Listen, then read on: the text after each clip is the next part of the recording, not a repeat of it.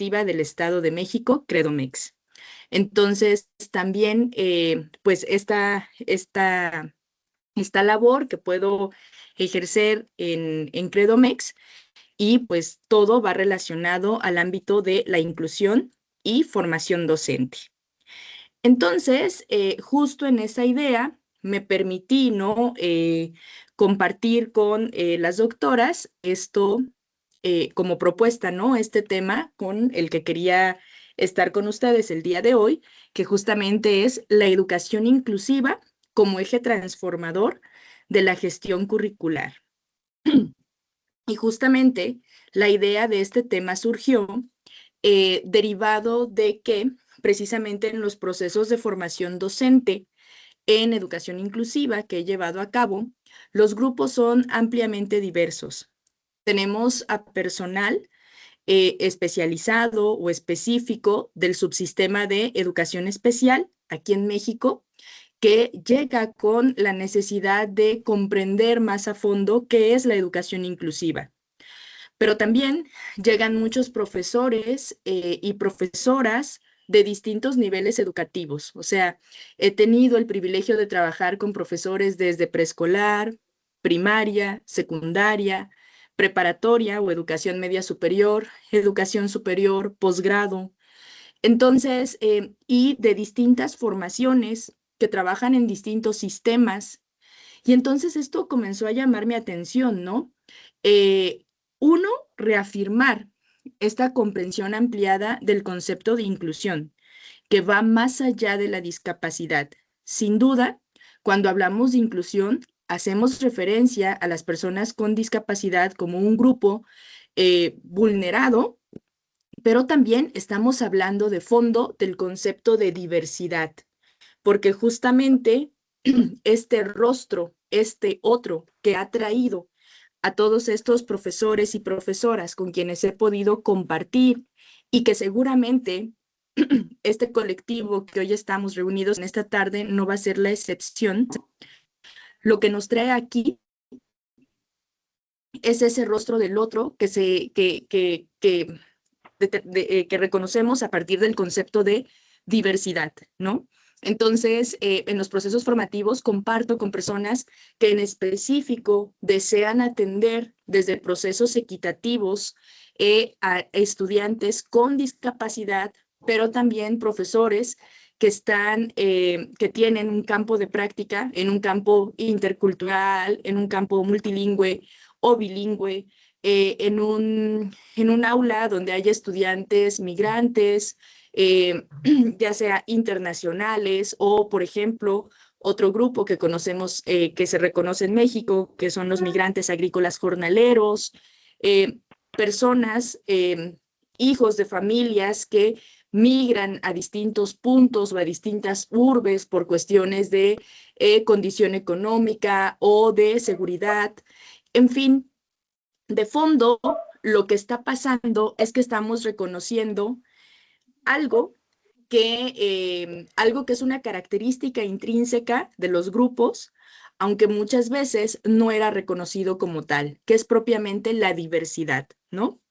Y entonces, justamente esta diversidad en las aulas va de la mano del proceso de democratización de la educación. En México, por ejemplo, el derecho a la educación o la educación como derecho humano reconocida en nuestra Constitución implicó que a partir de la década de los 90 empezara a considerarse como obligatorio, por ejemplo, el nivel primaria. Y de manera progresiva se consideraron otros niveles, ¿no? Como la educación preescolar, la educación secundaria, la educación media superior. Y en 2019 se reconoció como obligatoria la educación superior.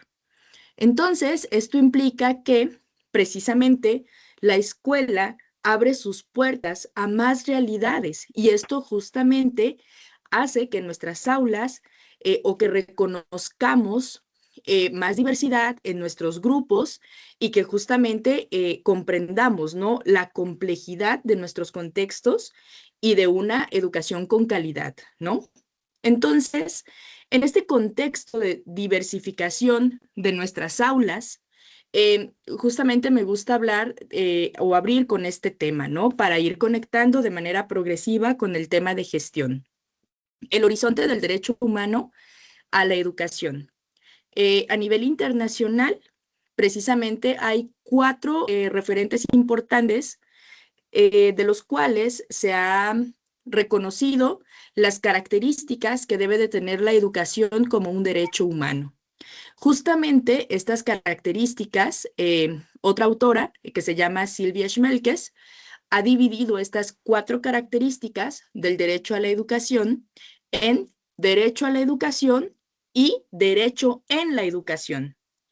Justamente el derecho a la educación tiene que ver con el derecho al acceso a una educación gratuita y suficiente. Esto tiene que ver con que el estudiante esté dentro de la escuela. Se relaciona también con el principio de no discriminación.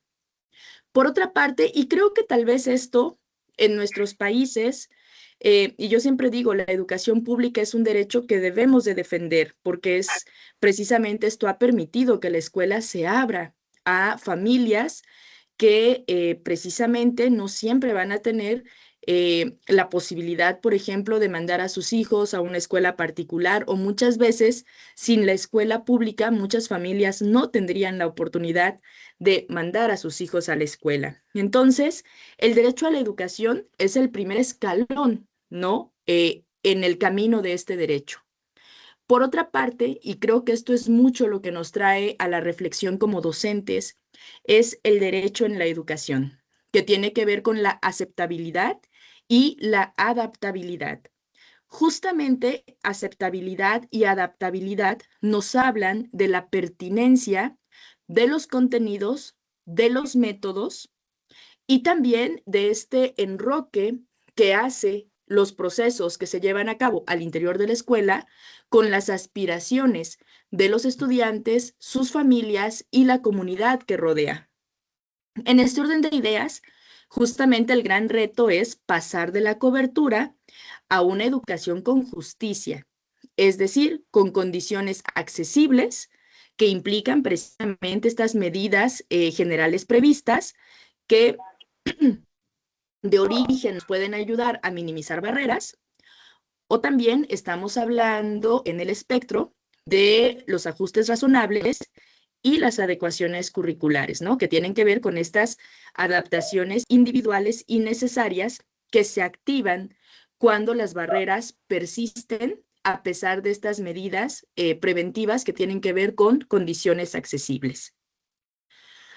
Es así como precisamente si problematizamos desde este ángulo en el que precisamente eh, el acceso a la educación cada vez y de manera paulatina se ha universalizado más, posiblemente son estas condiciones de aceptabilidad y adaptabilidad la que interpelan aún más nuestra práctica y que precisamente hace necesario este discurso y esta práctica desde la inclusión.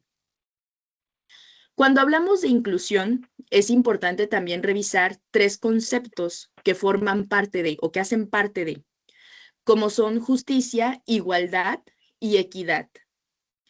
Justamente vamos a centrarnos en el aspecto de la equidad, porque precisamente la equidad es un principio que nos conlleva o nos conduce al ajuste de normas y apoyos según las circunstancias de cada persona para que la igualdad sea aprovechable.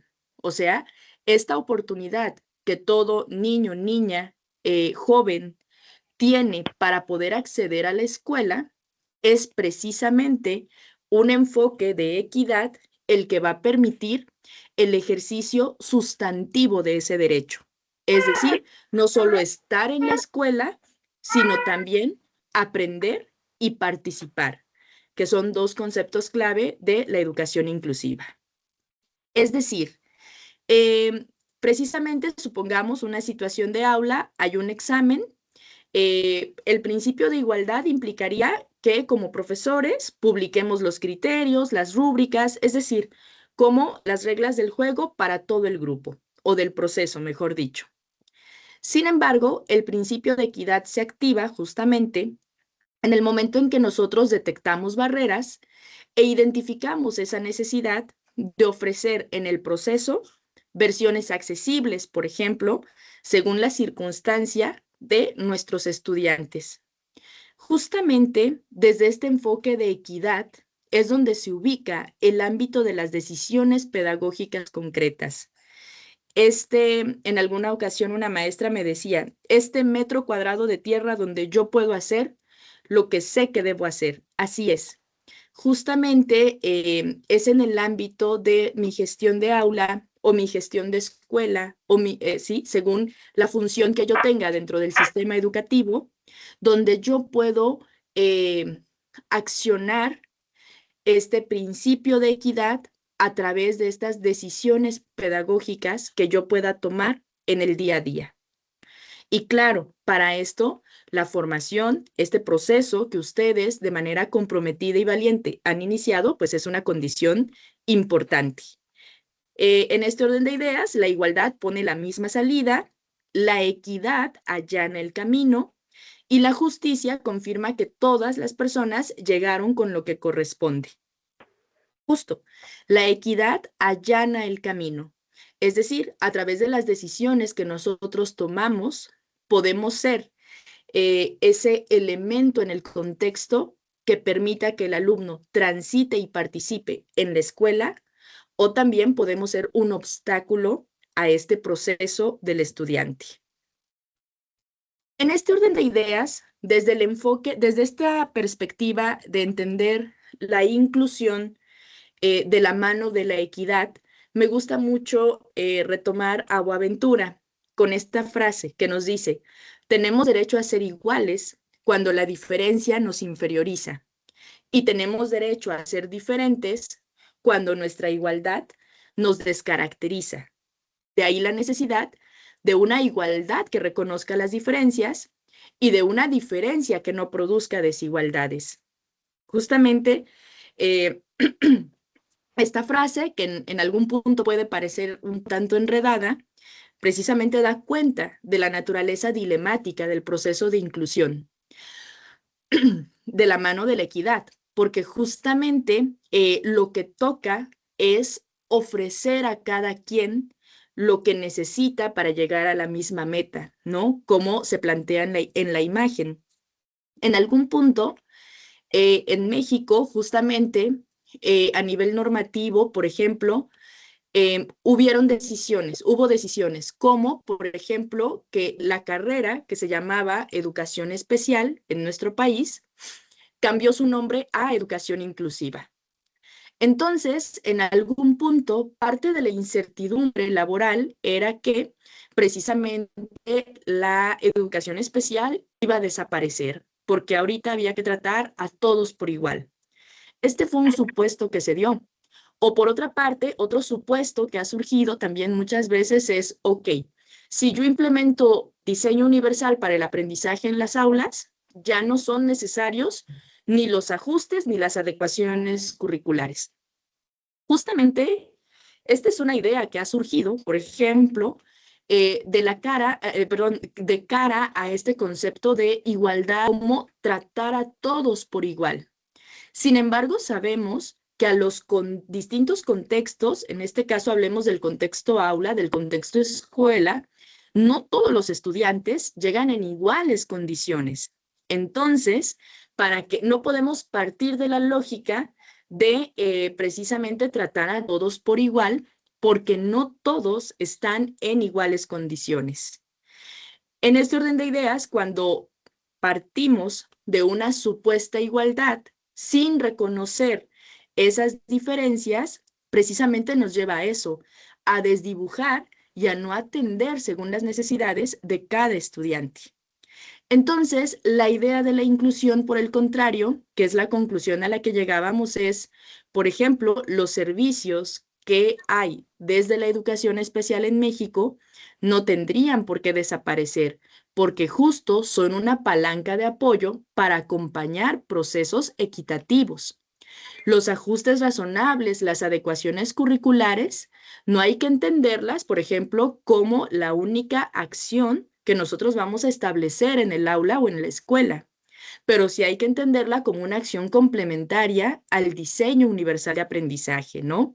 Entonces, de esto se trata justamente, o muchas veces se dijo, entonces ya no debemos de trabajar con diagnósticos. Sí, siempre y cuando el diagnóstico sea una brújula, es decir, que te permita conocer el perfil de aprendizaje de tu estudiante.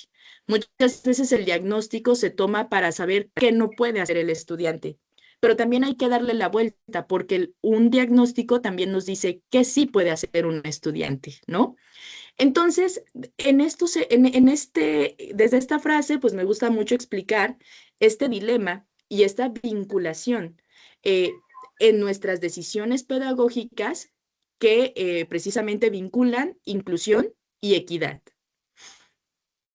En este orden de ideas, llegamos a esta definición de educación inclusiva, que justamente se nos dice que la educación inclusiva más que un tema que trata sobre cómo integrar a ciertos estudiantes, sobre todo esta perspectiva que ha limitado el concepto de inclusión a la atención educativa de personas con discapacidad, precisamente esta frase nos dice que más allá de eso, el concepto de educación inclusiva representa una perspectiva que debe servir para analizar cómo transformar los sistemas educativos para responder a la diversidad de los estudiantes.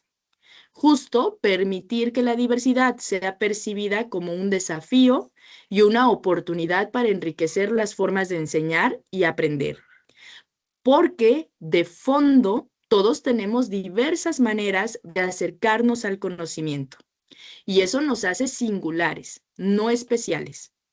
De fondo la pregunta o la interrogante de cómo aprendemos eh, esta realidad mediada o no por una discapacidad, ¿no? De fondo la pregunta es cómo podemos comprender de manera enriquecida las formas de enseñar y aprender. Un profesor muy querido, el profesor Néstor Quintero, me decía, ¿cuándo, Caro, le diste gracias al estudiante que te trajo hoy acá? Y es realidad, ¿no? Me dice, ese estudiante que te permitió vivir lo que es enriquecer las formas de enseñar y aprender. Y justo cuando se nos habla de perspectiva, pues esto es muy importante, ¿no?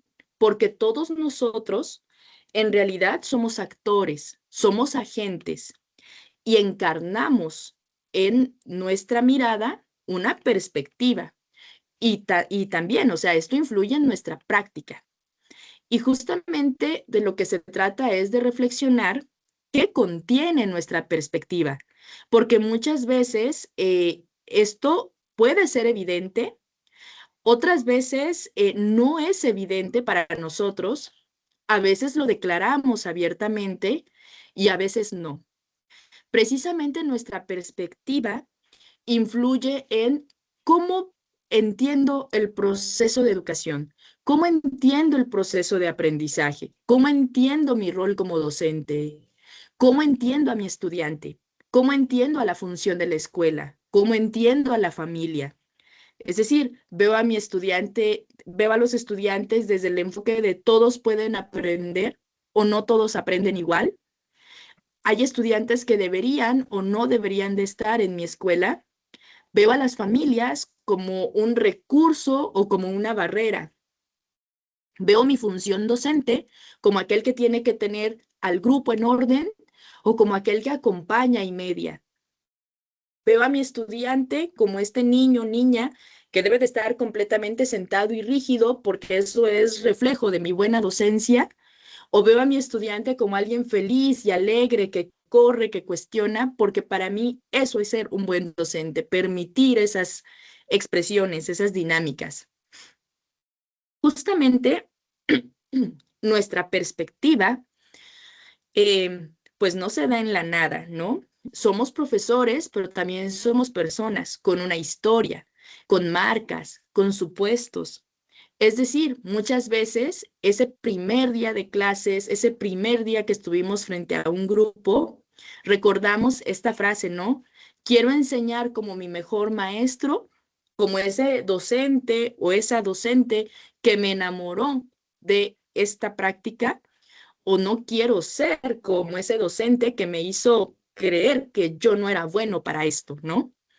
Eh, Incluso partimos de nuestros procesos de formación en familia, en casa, ¿no? Y justamente todo esto es muy importante tenerlo en cuenta, tanto en lo individual como en lo colectivo, ¿no? Porque precisamente, pues todo esto va a influir en lo que logramos observar, en lo que omitimos o en lo que ignoramos o la forma en que lo interpretamos, ¿no? Y justamente las decisiones que tomamos frente a esto. En este orden de ideas, justamente, el modelo de escuela que abrazamos es el modelo de sociedad que abrazamos. Nuestra escuela es un reflejo, nuestras escuelas son un reflejo de nuestras formaciones sociales, ¿no? Y de ahí estas formas que hemos entendido, ¿no? De precisamente transitar de procesos de exclusión a procesos de inclusión. En el ámbito específico de la discapacidad, por ejemplo, han existido estos tres enfoques históricos, como lo son el modelo de prescindencia, el modelo rehabilitador y el modelo social. Y justamente algo muy importante en términos de inclusión en la escuela, tiene que ver con un suceso, un parteaguas, que justamente es el informe Warnock. Tal vez para quienes están en educación especial, este informe sea haya sido más manejado. Precisamente el informe Warnock es un informe que se da en el 78, una maestra de educación especial a la que el gobierno inglés le encarga hacer un diagnóstico sobre la educación especial y justamente pues el informe lleva su apellido, ¿no? Y básicamente Warnock y su equipo establecen una semillita que implantó justamente una idea, ¿no? Que fue precisamente que las reformas educativas para estudiantes con discapacidad debían de versar más sobre una perspectiva contextual. Es decir, observar aquellos factores que, por ejemplo, cuando hay una condición, está la existencia de ciertos factores que hacen que esa condición se agudice. Y estos factores están ubicados en el contexto, es decir, en la gestión de las aulas y de las escuelas y, claro, del sistema educativo. Justamente esta sugerencia que Warnock y su comitiva hace influye mucho el actual modelo social de discapacidad, ¿no? Donde precisamente se entiende que la discapacidad se comprende como una construcción social resultado de diversas barreras. No estamos diciendo que, por ejemplo, no haya una dimensión física o biológica por ejemplo, en la existencia de un trastorno o de una discapacidad o de una dificultad, pero sí se cuestiona el hecho de que hay factores que muchas veces en el contexto no se gestionan y que hacen que esta condición se agudice. Por tanto, siempre es importante, yo así le digo, la sospecha del contexto. Por otra parte, algunos enfoques históricos dentro del sistema educativo que precisamente tienen que ver con el modelo de exclusión social, el modelo de segregación y el modelo de integración. Y al igual que estos otros modelos que se han dado en el análisis de la evolución del tratamiento de la discapacidad, hay como un paralelismo, ¿no? Precisamente porque ambas clasificaciones en su diferencia y en su especificidad, pero comparten un paralelismo precisamente en describir el cómo se ha gestionado la diferencia, la diversidad en la sociedad. Justamente estos enfoques, como el de segregación y el de asimilación, así como el modelo médico o rehabilitador, lo que puede criticarse es que no abordan de manera suficiente la necesidad del cambio en el entorno educativo. Por el contrario, justamente se centran o enfatizan la adaptación del individuo. Y justamente, pues esta lógica perpetúa las desigualdades. Obviamente, en términos de un PowerPoint, es muy fácil como hacer las tablitas y manejar como estos procesos como algo que se desarrolla de manera sincrónica, ¿no? Uno después de otro. Sabemos que esto no es así, que nosotros mismos en un día dentro de la escuela o en el colectivo de nuestro centro educativo, múltiples acciones se pueden desarrollar, múltiples enfoques se pueden dinamizar, ¿no? Y pues también toca hacer parte de esta conciencia, porque es esta conciencia la que nos va a permitir ubicar estos puntos de cambio que son necesarios. Precisamente, esta intersección ayuda a entender cómo las concepciones sobre la discapacidad y la diversidad influyen directamente en las culturas, las prácticas y las políticas educativas y pedagógicas.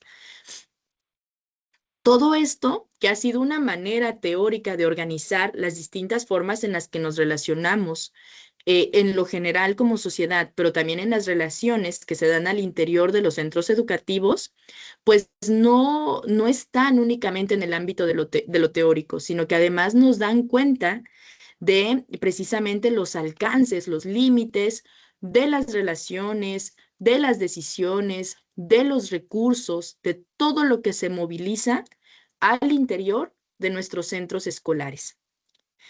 Y justamente es muy importante que nosotros vayamos caminando hacia el entendimiento o hacia la conformación de un lenguaje común, porque justamente cuando estamos en nuestros centros escolares, frente a nuestros estudiantes, identificando las dificultades que puedan tener en su proceso de aprendizaje, eh, muchas veces, pues cada quien, justo como plantea la imagen, digamos que el alumno es este número que está en el medio y puede ser que el personal de educación especial diga, es un trastorno, es una discapacidad, o eso considero. Que el docente diga, no, yo creo que es flojo o floja, ¿no? Este tipo de consideraciones que se dan. Que la familia lo interprete como un acto de rebeldía o una baja expectativa, pensando en, pues la verdad es que no creemos que aprenda mucho. Es decir, frente a un individuo hay múltiples maneras justamente de entenderle y muchas veces de encasillarle y de etiquetarle. De ahí la importancia de poder establecer un lenguaje común que nos permita precisamente acompañar, reconocer, acompañar y acuerpar procesos y trayectorias. Precisamente la claridad conceptual no es solo teórica, sino que reduce las ambigüedades, orienta criterios y acelera nuestra respuesta didáctica y de gestión hacia donde puede tener mayor impacto. Justamente en una ponencia que tuve la oportunidad de ver de la profesora Silvana Corso, ella, retomando a López Vélez, decía cómo hacer de las escuelas inclusivas.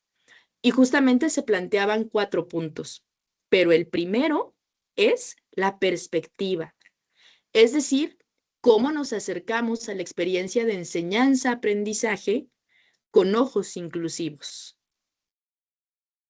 Y es que precisamente la inclusión no va a ser responsabilidad de un servicio o no va a ser necesaria cuando tenemos en un salón a determinado tipo de estudiante, sino que la inclusión es cultura escolar. Justamente la inclusión cuando como comunidad compartimos una manera de actuar y de pensar la diversidad. ¿Cuál sería esta manera? ¿No? También ese es el otro tema, porque al final de cuentas, siempre vamos a compartir una manera de pensar y actuar frente a la diversidad. El tema es, ¿esta manera compartida produce exclusión o produce inclusión? ¿No? Porque justamente estas perspectivas van a atravesar la planeación, la evaluación la organización escolar, la convivencia diaria. Nos dice Buddy Ainscough, desde lo que ocurre en el aula hasta lo que pasa en el receso. Y justo en alguna ocasión una profesora me decía, ¿sabía usted? Por ahí el otro día leía una nota donde precisamente los mayores casos de bullying se reportan durante el receso. Y pensaba yo en esta frase, es cierto, la inclusión va desde lo que pasa en el aula hasta lo que pasa en el receso. Justamente la cultura escolar refleja lo que se prioriza, cómo se toman las decisiones, las expectativas que se tienen hacia cada estudiante. No depende de una figura particular, sino de acuerdos compartidos y sostenidos. ¿Cuándo empezamos a reconocer esta otra lógica? La diversidad es la norma, no la excepción. Y es que tal vez para nosotros, debido a esta sensibilidad que nos ha traído a este punto, tal vez sea muy fácil reconocer, es cierto, el proceso de aprendizaje intrínsecamente es diverso, pero esto tal vez no sea tan factible de entenderse para muchas personas, porque la lógica del propio sistema nos dice, todos aprenden igual y algunos aprenden de manera distinta, en tanto hay que ver qué hacemos con esos que aprenden de manera distinta o qué hacen esos que aprenden de manera distinta, ¿no? Entonces, precisamente en esta idea de acercarnos a la experiencia de enseñanza-aprendizaje con ojos inclusivos, un primer escalón fundamental tiene que ver con el concepto de barreras para el aprendizaje y la participación. Hablar de inclusión implica situarnos en diagnósticos desde el enfoque de barreras, porque precisamente el concepto de barreras nos lleva o nos coloca, casi casi es como, yo a veces digo, ok, con el concepto de barreras es como si me agarrara de los hombros y me dijera, a ver, Caro, aquí, la situación que tú observes tiene que ver con entender al estudiante, pero desde los factores que le rodean y que está limitando su presencia, su participación y su aprendizaje. Las barreras no están en el estudiante. No vamos a, es un contrasentido decir el estudiante con barreras o las barreras del estudiante, porque no es un concepto que se aplique en lo individual, como el de necesidades educativas especiales, de ahí el tránsito. No es un tránsito accesorio, ¿no? Es un tránsito contextual. Entonces, justamente, las barreras van a surgir en la interacción entre estudiantes y contextos. Hay una charla TEDx que me encanta. Ahorita no recuerdo su nombre, perdón, pero justamente el ponente, que es una persona con discapacidad visual, al final de la charla pone un ejercicio y él dice, por favor, cierren los ojos. Cierras los ojos y entonces empieza el audio de una avenida muy transitada de una ciudad, ¿no? Y definitivamente esa avenida me recuerda a las avenidas de cualquiera de nuestras ciudades. Y entonces él dice, dime a qué hora paso. Con los ojos cerrados, dime en qué momento voy a cruzar.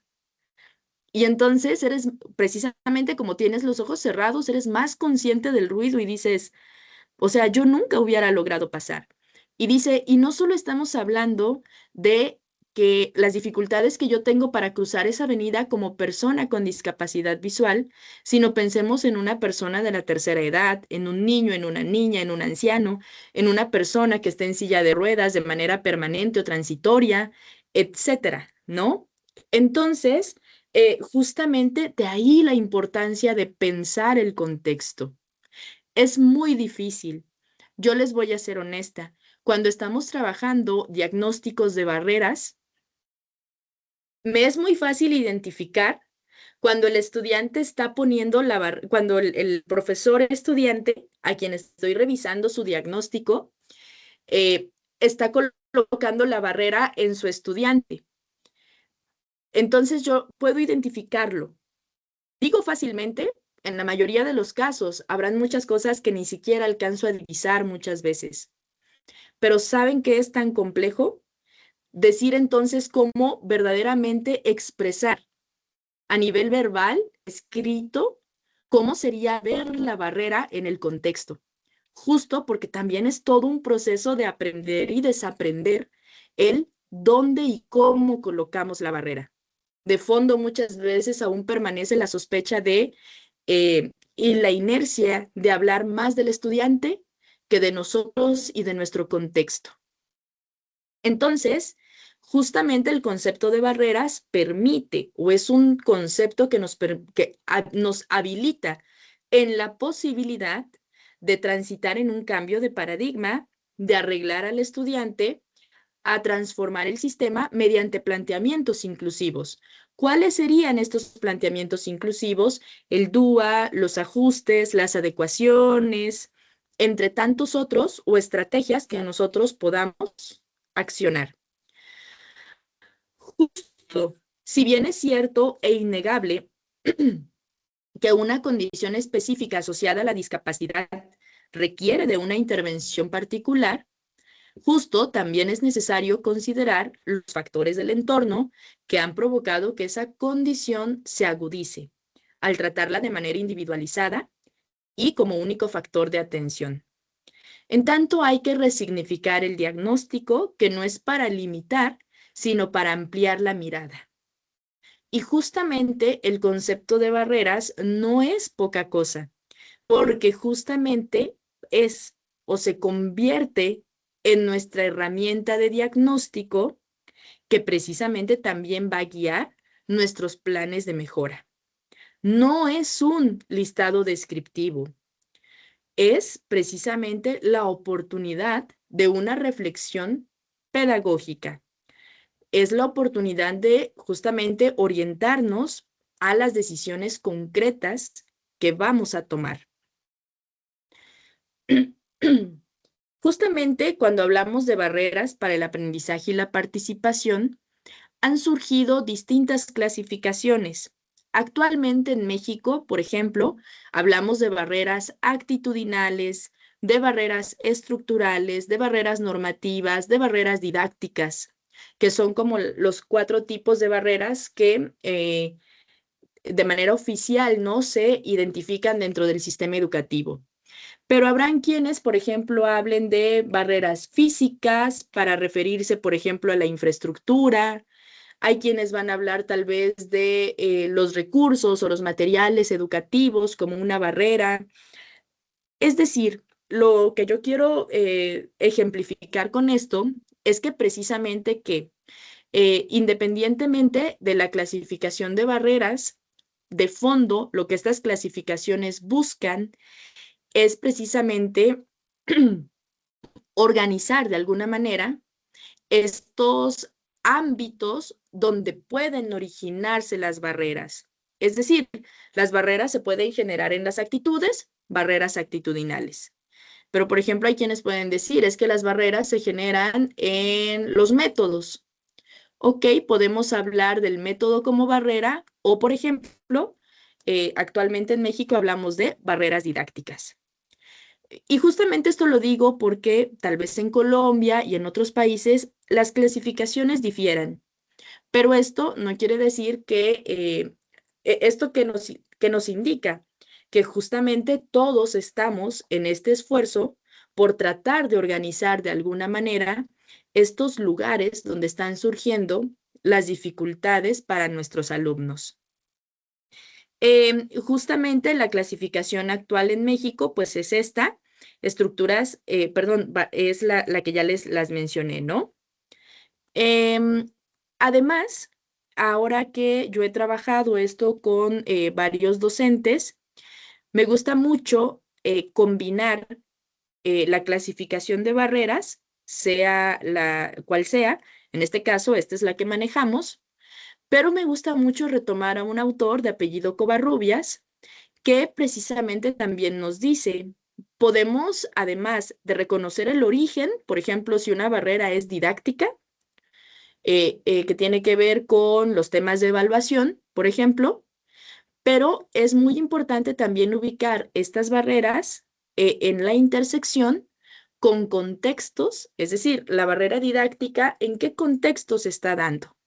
Preponderantemente se dará en el contexto aula, ¿no? En la relación docente-alumno. Y justamente reconocer a los actores. Y también reconocer que las barreras pueden ser transversales o específicas. Transversales cuando se manifiestan en más de un contexto o con más de un actor, y específicas cuando, por ejemplo, la relación está como muy localizada en un contexto o con un actor específico. Poder integrar estos otros elementos a la clasificación de barreras lo que permite precisamente es ir siendo cada vez más específicos en la barrera que estamos identificando, de tal manera que cuando esto transita a la intervención, pues podamos tener una intervención lo más precisa posible. Un poco tomando un ejemplo del ámbito médico, ¿no? No es lo mismo cuando el doctor identifica una sintomatología muy clara, o sea, cuando el docente identifica algo muy concreto y justamente acciona algo muy específico, o en este caso, a través de la sintomatología, el doctor dice, ok, es una infección de oído y este es el antibiótico. Los resultados, cuando el diagnóstico es así de específico, no pasan de las 72 horas, que es lo que regularmente dan, ¿no? Para un proceso de recuperación. ¿Esto qué quiere decir? Que el análisis, lo que el doctor en este caso observó, realmente fue una observación muy específica que permitió proponer una solución precisa. Y en tanto la mejoría es más pronta. ¿Qué pasa cuando la sintomatología no es tan clara? El doctor tiene dificultades para observar y, por ejemplo, nos da un antibiótico de amplio espectro. Si bien hay una mejoría, la mejoría tarda más en llegar. Justamente, pues esto pasa con los procesos de diagnóstico. No digo que adoptemos una perspectiva de diagnosticar desde un enfoque clínico médico, no. Me refiero a desde lo didáctico pedagógico, mientras más precisos somos, más posibilidad de que nuestras intervenciones tengan más éxito. Entonces, precisamente, saber a qué tipo de barreras estamos enfrentando, en qué contextos se están presentando, qué actores están involucrados y si son de carácter transversal o específico, lo que hacen es llevarnos a una reflexión más específica sobre las dificultades que estamos identificando en el contexto. Justamente entonces, ¿cuál es la relación entre educación inclusiva, barreras y gestión? Para entender la educación inclusiva en la práctica, es importante el concepto de barreras, dado que nos implica ver más allá de las dificultades del alumno y nos invita a pensar en nuestros contextos. Y esto precisamente nos va a permitir proponer respuestas más justas e inclusivas. Justamente la idea es identificar, gestionar y mejorar, ¿no? Justamente la empatía, ¿no? En nuestros contextos educativos, la empatía no es permisividad, sino es comprensión pedagógica. Y entonces, precisamente me lleva a compartir con ustedes esto. La inclusión no fracasa por los alumnos, sino por la resistencia al cambio. Precisamente la inclusión avanza cuando se empieza a analizar el contexto. Ahí están las oportunidades para innovar, colaborar y ajustar. Precisamente desde esta lógica, la idea es generar un diálogo al interior de las comunidades educativas para entender el sentido que el planteamiento de inclusión tiene entre los miembros de ella. No en un sentido de definición, sino este sentido de referencia.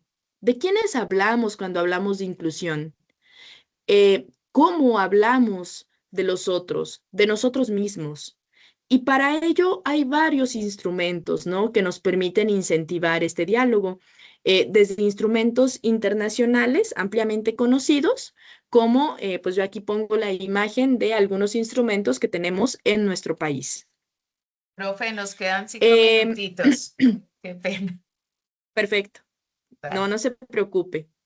Entonces, justamente en el ámbito de gestión, algo muy importante y que he estado trabajando recientemente con los profesores es precisamente entender que la inclusión no es algo que se da como un esfuerzo aparte de la gestión, sino que toca precisamente instalarla como unos lentes que nos permitan ver todos los elementos que el sistema ya nos ofrece para eficientarlos. Por ejemplo, en el caso de nuestro país, manejamos lo que son los programas escolares de mejora continua. Justamente los programas escolares lo que permiten son básicamente, o lo que buscan ser, es un instrumento de planeación flexible y multianual para gestionar estos aspectos de mejora que la comunidad educativa considera importante, ¿no? Un proceso justamente de desde la comunidad para la comunidad. Este es el potencial. No les voy a decir que esto funciona así. A través de las experiencias y de los relatos que he escuchado, sé que precisamente muchas veces esto no se toma de esta manera, sino tal vez como un trámite administrativo que se resuelve en muy poco tiempo o que se resuelve sin verdaderamente reconocer el sentido que tiene. Sin embargo, justamente en los procesos formativos, lo que yo trato es de concientizar cómo precisamente un programa de mejora continua, que justamente lo que hace es unir distintas acciones, puede precisamente, el diagnóstico que proponen nuestros programas de mejora continua son 8 ámbitos de gestión educativa. Y justamente lo que yo procuro con mis estudiantes es justamente a cada ámbito incorporar una reflexión de barreras, ¿no? Desde la clasificación que nuestro sistema maneja. ¿Por qué? Porque justamente esta combinación nos permite una explicación causal. No solamente decir qué sucede, por ejemplo, hay un bajo aprovechamiento, sino además tratar de explicar por qué sucede y justamente reconocer qué haremos para revertirlo. Propongo esta analogía de la casa, ¿no? Hay una casa que debe de ser habitable para todas las personas, una escuela para todos. Los ámbitos del PEMSE, en el caso de nuestro país, que por ejemplo es aprovechamiento escolar y asistencia, vamos a entender estos ámbitos de la gestión educativa como las habitaciones. Esas zonas de la casa que al entrar vamos viendo qué mejoras requieren para que puedan ser más cómodas y habitables por nosotros, ¿no? Pues la cocina requiere de un lavaplatos más grande, de una repisita, estos elementos, ¿no? Que cuando una florecita, ¿no? Estas cosas que sabemos que van a ser más acogedor y hospitalario el espacio. Justamente esto es precisamente justo dice, los ámbitos del PEMSE son las habitaciones y zonas de la casa donde se observan y realizan las mejoras, mientras que las barreras son los tipos de obstáculos que pueden aparecer dentro de cada habitación y que deben de ser minimizados, ¿no? Lo que les decía, por ejemplo, vemos que en la sala o en la cocina hay un muro con el cual nos podemos tropezar constantemente. Ah, ok, entonces aquí tenemos una barrera que podemos entender como estructural, que es necesaria que es necesario quitar para poder transitar el espacio. Entonces, justo esto nos permite saber que no podemos arreglar todo con un solo martillo, ¿no? Sino que son necesarias acciones específicas. Justamente en las siguientes diapositivas yo les voy dejando un ejemplo de precisamente un programa de mejora analizado desde los ámbitos de gestión y con la intersección del análisis por barreras, de tal manera que nosotros podamos hacer un plan mucho más cohesionado. Y tal vez en este espacio de diálogo ustedes me dirán si en Colombia ustedes cuentan con algún documento similar y las posibilidades que ustedes pudieran vivenciar en estos términos de conjuntar el enfoque de barreras con los procesos de mejora que se dan en el contexto educativo, de tal manera que este proceso no debe de funcionar como un proceso aparte, sino como el enfoque, la postura, estos lentes que me permiten analizar y accionar las acciones. Justamente cuando nosotros hacemos un diagnóstico desde la identificación de barreras, podemos conjuntar diagnóstico con causa, es decir, qué y por qué. Y justamente, una vez que tenemos claro un qué y por qué, esto se puede conjuntar con objetivos, metas y acciones por ámbito. O acciones, ¿no? Y luego podemos ir a acciones más específicas con responsables.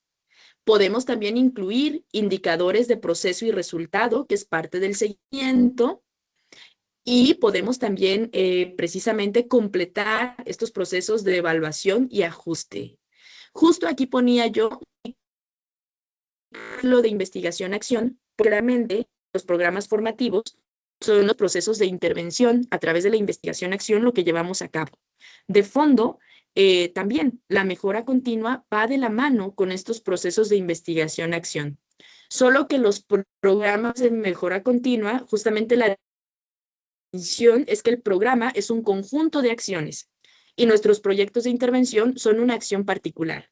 ¿Qué es lo que quiero decir con esto? Que nuestros proyectos de intervención, como muchas veces somos profesionales que también estamos en el campo educativo y retomamos los problemas de nuestra práctica como problemas de estudio y de intervención, entender que nuestros procesos individuales pueden formar parte de un programa de mejora de nuestros centros educativos. Justamente la reflexión con la que quiero cerrar es: gestionar el currículo es gestionar barreras y recursos, y entonces la mejora continua hace sostenible la inclusión. Pues eso es a Muchísimas grandes rasgos. gracias. Mil gracias por su tiempo. De hecho, Genial. perdón, cierro con esto. Un buen profesorado es el que está dispuesto a cambiar en el sentido que le dicta la reflexión sobre las evidencias que le muestra la práctica. Y con afecto y admiración, les doy las gracias por compartir su tiempo y experiencia conmigo. Ahora, profesor, Muchísimas gracias. cierro. Muchas gracias, doctora Carolina. Excelente.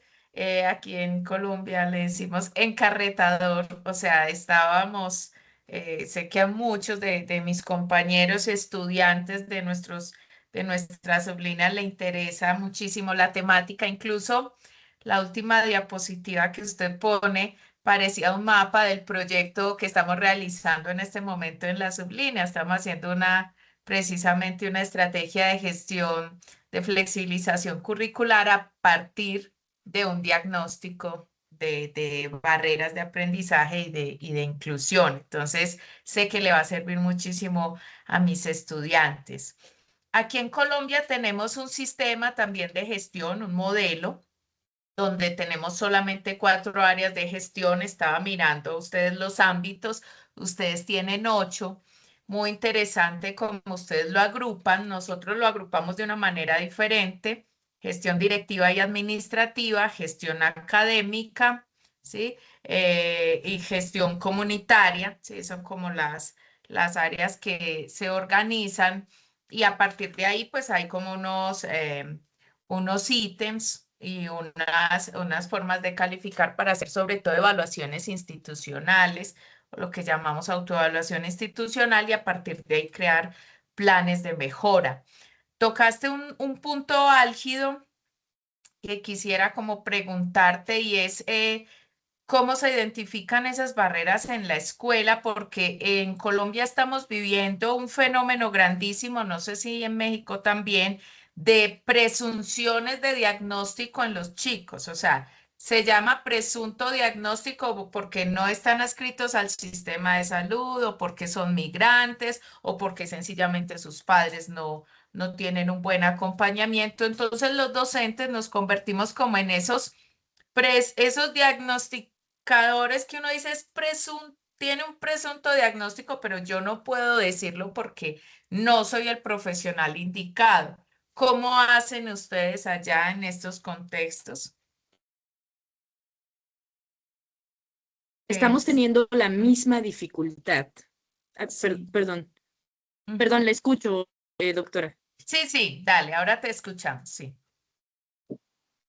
Estamos teniendo la misma dificultad. De hecho, justamente los profesores con los que hemos trabajado buscan en primera instancia a veces bueno, ¿y cómo yo diagnostico? Y justamente lo que yo comparto es, no, los profesores no diagnosticamos. Los profesores, o sea, realmente hace un tiempo hubo una frase que en los grupos donde trabajo me la compartían, que es dejar a un estudiante con una discapacidad en un aula sin los apoyos requeridos es abandono. Y entonces, justamente esta es la perspectiva que los estudiantes compartían. ¿En qué sentido? Yo les digo, profesores, ustedes no están en un programa de posgrado en inclusión para aprender a diagnosticar. Estamos aquí para reforzar el enfoque, ¿no? Y justamente las decisiones didáctico-pedagógicas a las que el enfoque nos llevaría.